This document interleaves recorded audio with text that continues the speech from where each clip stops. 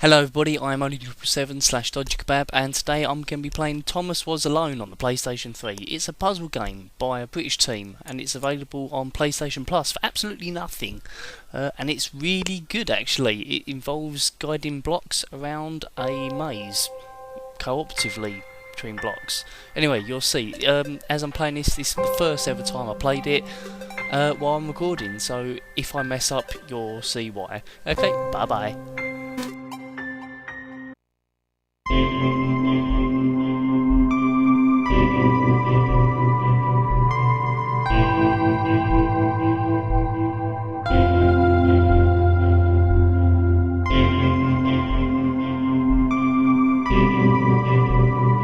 Thomas was alone. Wow, a weird first thought to have.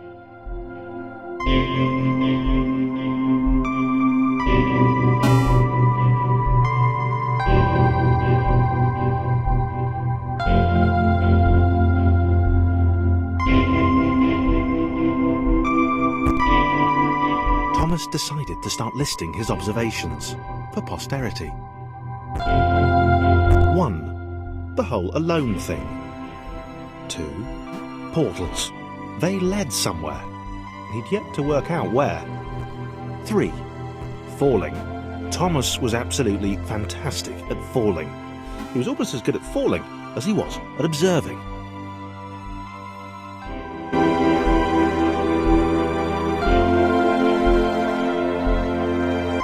Okay, interesting. Thomas couldn't fall past this block. Think, damn it, think! What if there was some kind of inverted fall? Some way to... A big jump. But Thomas noted there was no real danger in missing it. The world didn't want him to fail here. It was pushing him, but gently.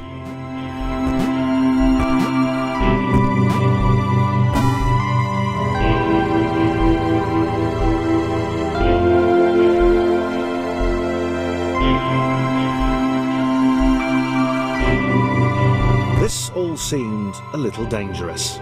The world was not to be trusted. It was unstable, and it seemed to Thomas that it could let him down at any moment.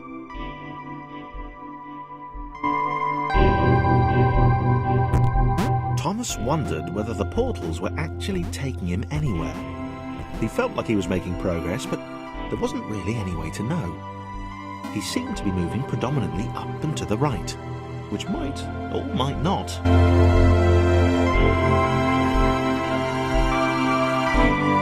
It might have been paranoia again, but Thomas could have sworn the world was becoming more complicated. It always seemed to be one step ahead of his skills. It had been designed just for him. He wondered why. Was the world testing him? No, too obvious.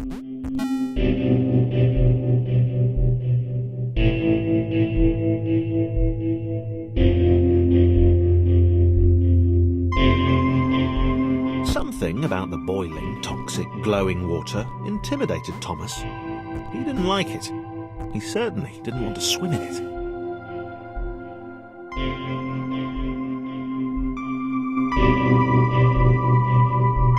The loneliness was getting to Thomas. No amount of observation or obsessive note-taking could combat that.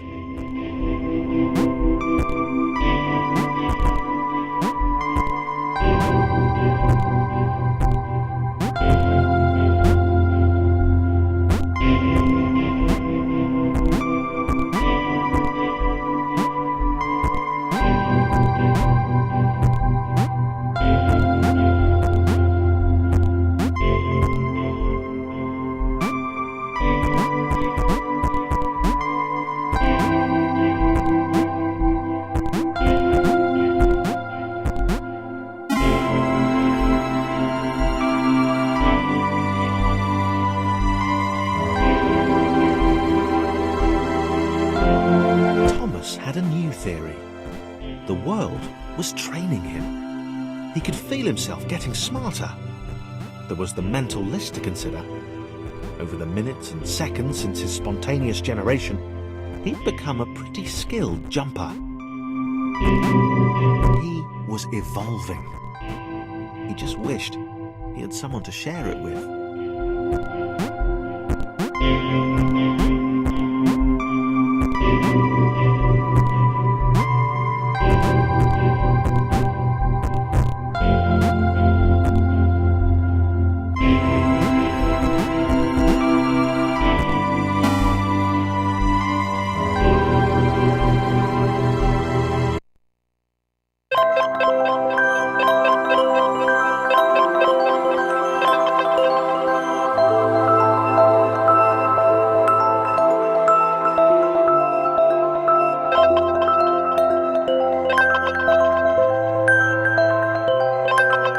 Chris took an immediate and deep dislike to the skinny red rectangle. Who the hell did this Thomas think he was?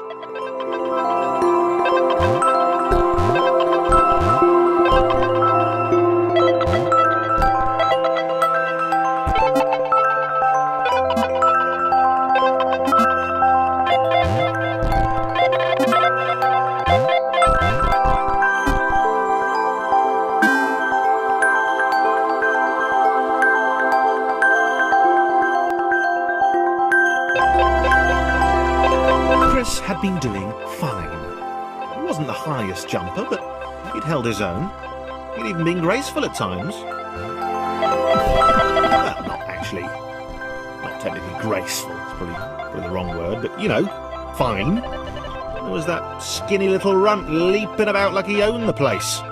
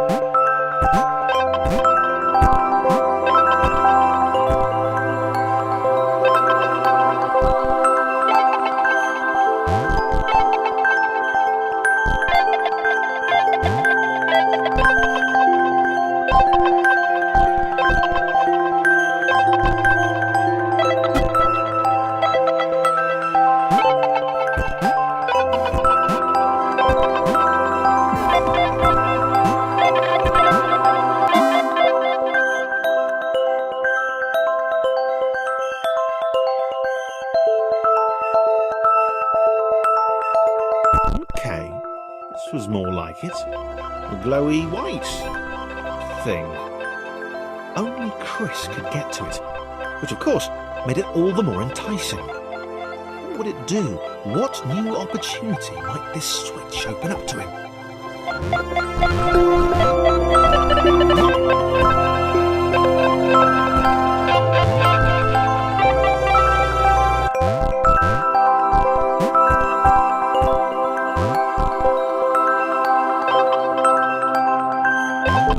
Great. Another chance for Thomas to jump slightly higher than Chris. How fortunate. Seriously, this made the whole switch pressing thing entirely worthwhile.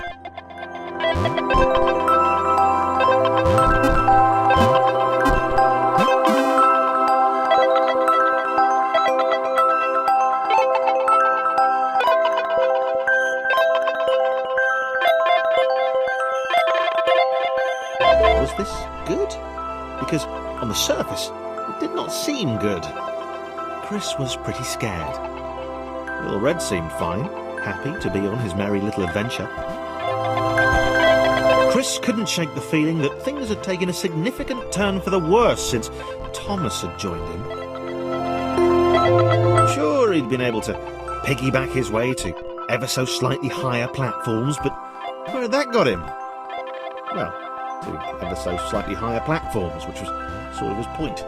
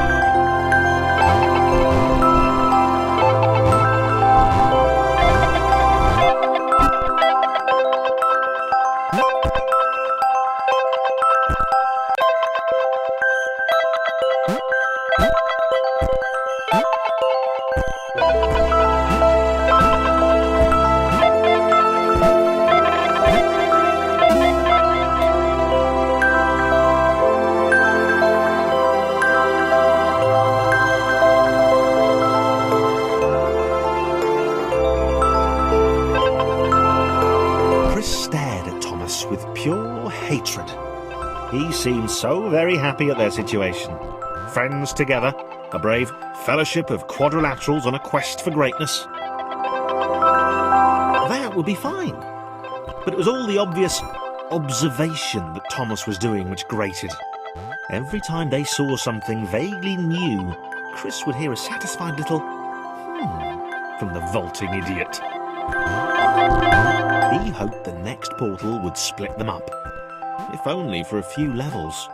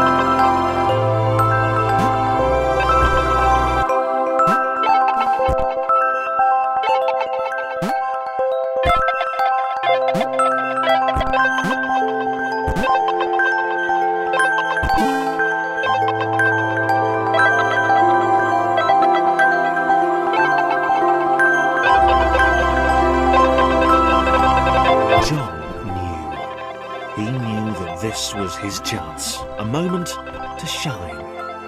This was game day.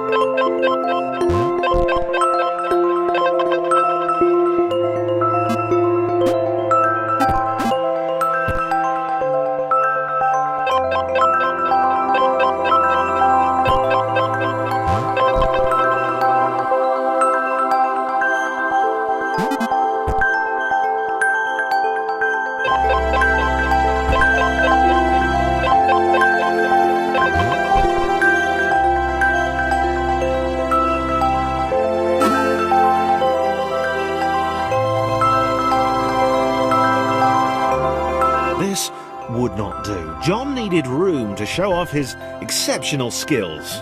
As it was, he was trapped on the wrong side of these little dot things. Where did they come from, anyway?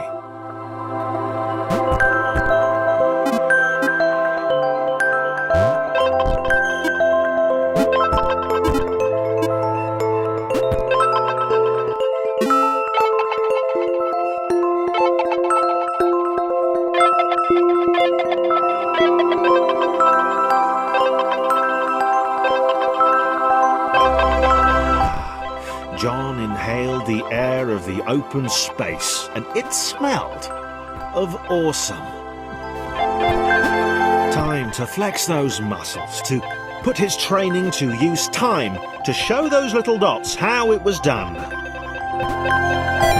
John decided to press the switch, to let the little dots catch up with him. John cared for his new allies. You could tell from the sympathetic expression he'd practiced in the mirror all these years.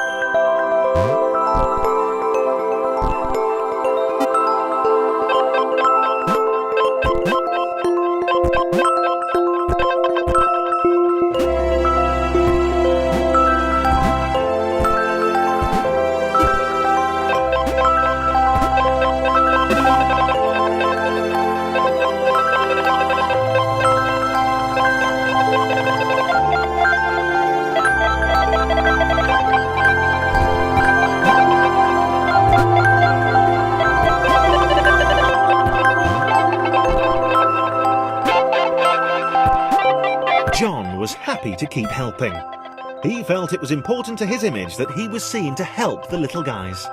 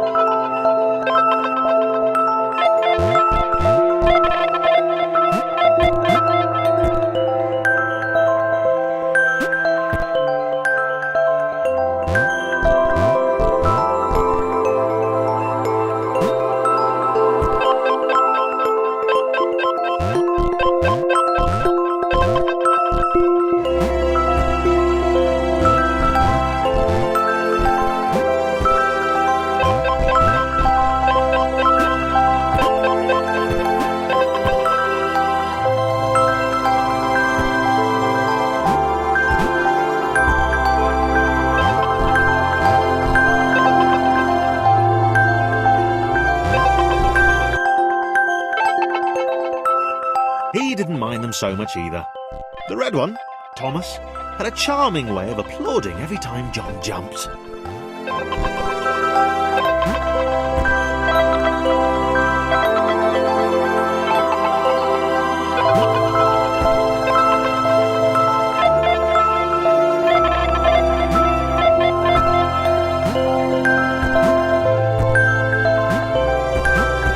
The angry orange one was less immediately likeable, but his unremitting cynicism and tutting amused John.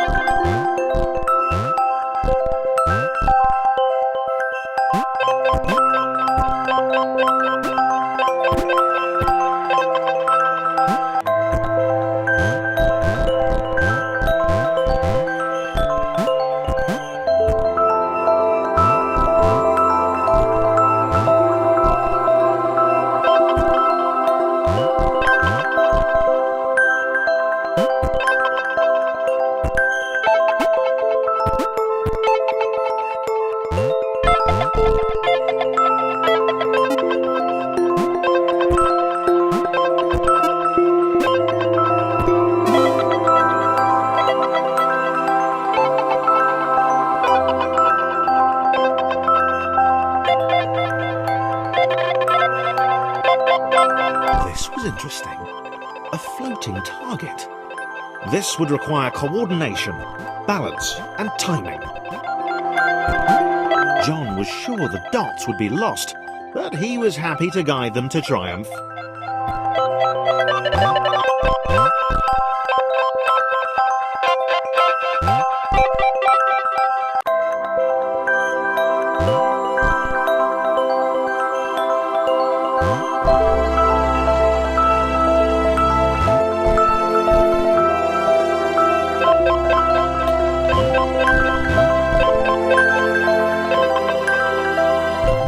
That's what the dots were for. They were there to extend John's reach, to make his performance even more impressive. John liked the thought. He decided to keep them.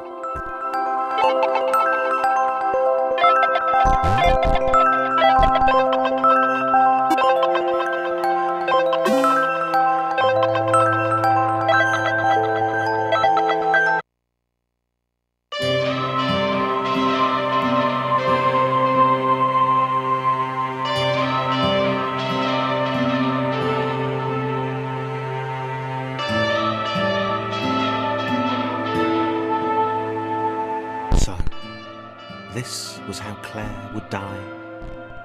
She knew it would happen eventually. She was rubbish at jumping, and she moved slowly. She felt a little like her continued existence was breaking some kind of natural order. The crumbling pillar was a dramatic death, she supposed. Wait, what? Claire couldn't shake the feeling that she was not, in fact, dead. It was at that moment that Claire realised she had superpowers.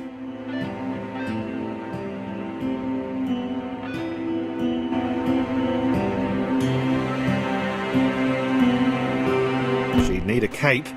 There was no getting around that. You couldn't be a superhero without a cape. Claire didn't want confusion. If you saw a cape, that made matters clear. You knew what you were dealing with. Claire was all about communication. And, you know, floating in water, which was her superpower.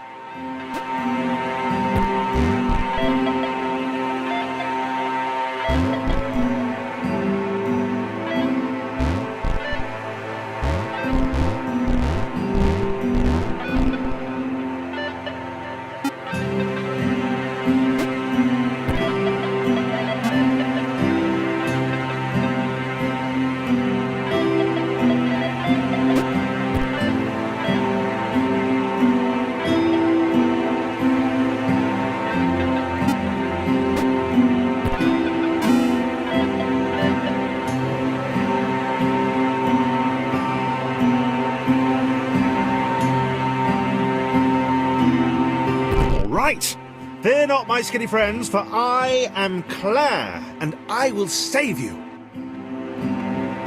Claire needed to come up with a superhero name as soon as possible. Claire was rubbish.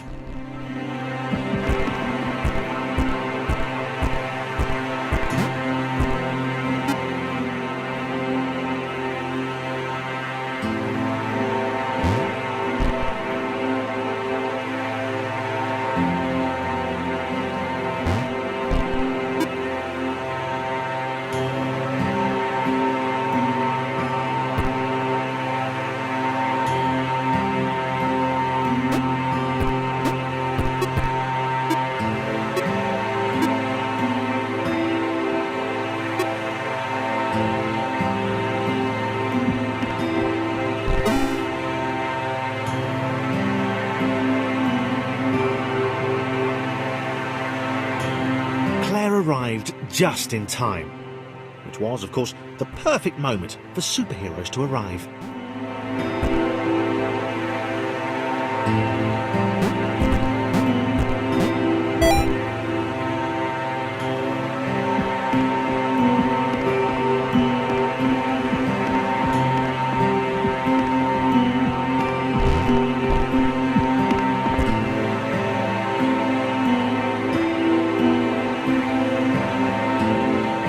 As the water began to rise, Claire vowed to save this little rectangle in as many restarts as it took.